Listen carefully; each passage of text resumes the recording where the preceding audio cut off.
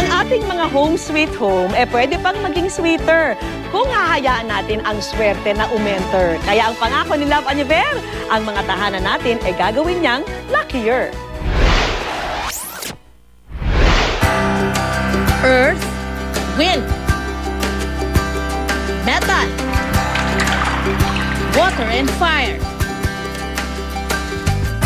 Ayon sa Feng Shui, isang Chinese philosophical system, ito ang mga elementong dapat present sa tahanan para sa isang harmonious and balanced life. Ito ang paniniwala ng ilan para ang swerte pumasok sa kanilang mga tahanan. Ayon sa isang survey, 94% ng mga Pilipino naniniwalang suswertihin ngayong taon. Isa na nga rito si Mami Razel na pinasok pa ang mundo ng Feng Shui. Whenever na may papasok yung bagong venture, kaya pa Feng Shui na talaga. So, pati yung bahay, pagkabago, usually nagbabago-bago kami na ayos ng furniture because of Feng Shui. Sa 5 taon niya raw na pagpo-Feng Shui, pumapasok ang good vibes. Pero kapalit nito ang maglabas ng pera. Every year kasi nakakagastos ako ng mahigit 2,000 to 5,000 eh. Mami Razel, this is your lucky day. Dahil ang pampaswerte sa bahay, yan ang aming pakay. Para swerte ay makuha, isang Feng Shui expert ang aming kinonsulta, si Sir Tony Tuvega. Kakailanganin natin talaga yung kompas. Pero kung walang kompas, gawing basihan yung sumisikat na araw. Yung araw, nandun sa silangan, yung likod niya, kanluran, yung kaliwa niya, yun ang north, yung kanan niya, yun ang south. Ang mga pwesto ng mga gamit sa tahanan, sumasalamin daw sa inyong kapalaran. Mami, napuna ko yung salamin yung ito eh. Ito kasi, nagre-represent ito ng metal, yung oblong shape niya. Tapos yung mirror, yan, nagre-represent siya ng tubig.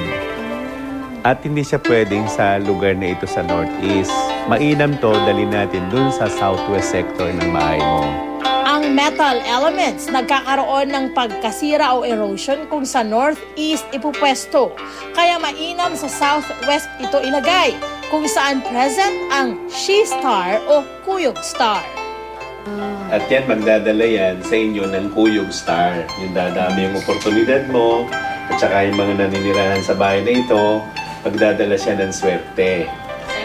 Bukod sa hugis oblong, nire-represent din ng hugis bilog na mga bagay ang metal element.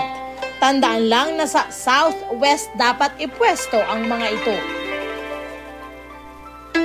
May swerte ring ipamamalas ang water element kung nasa wasto itong lugar. Napansin ko, Mami, na halos wala kayong tubig dito. So, kailangan ninyo na maglagay kayo ng water feature dito.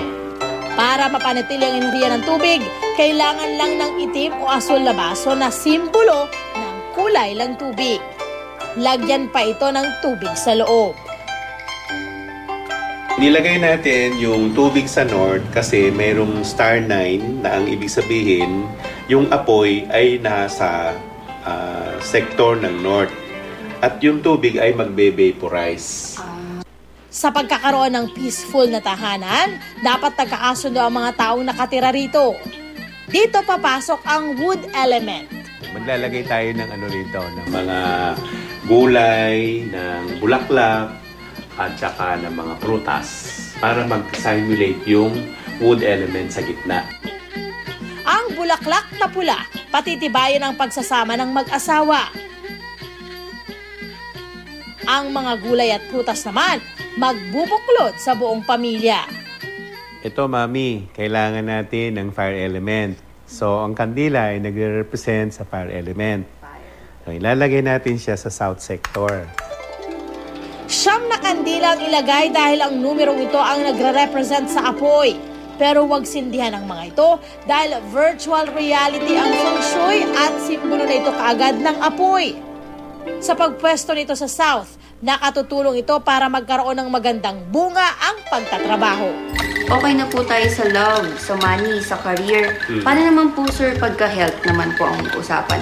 Mami, kailangan natin ng white plate and square to represent metal and earth.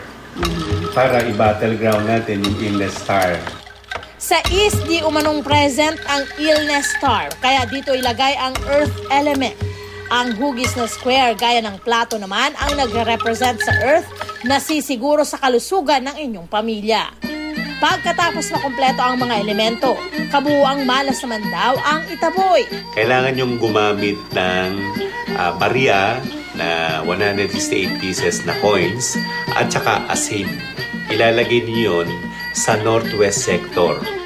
Sa puting bowl, ilagay ang barya. 168 ang bilang. Dahil isa ang swerte mula sa tao, 6 mula sa langit, at 8 mula naman sa lupa. Tabunan ito ng asin na mag-energize sa mga ito. Ito ang papatay sa malas na yellow 5-star na nakapwesto sa northwest.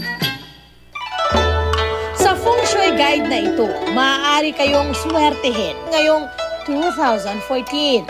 Malaki ang inyong matitipid para mabahira ng good luck ang inyong bagong taon. Pero tandaan, nasa bandang huli sa ating sipag, tiyaga at